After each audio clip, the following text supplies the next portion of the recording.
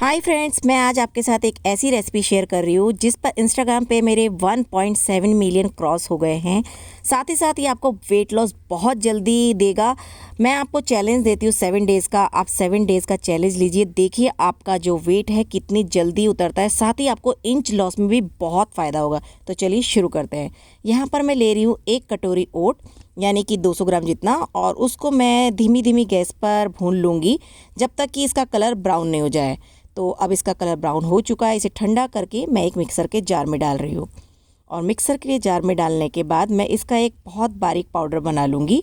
तो ये देखिए, अब मैंने डाल दिया। अब ये पाउडर रेडी हो चुका है।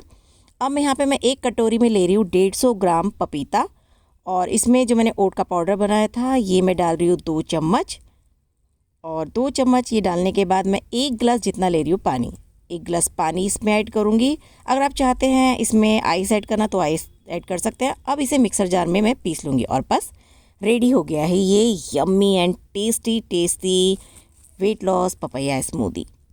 आप भी मेरा वेट लॉस चैलेंज लीजिए, और अगर आपको रिजल्ट मिलता है तो मुझे कमेंट बॉक्स में ज़रूर मैसेज करिए। Thank you.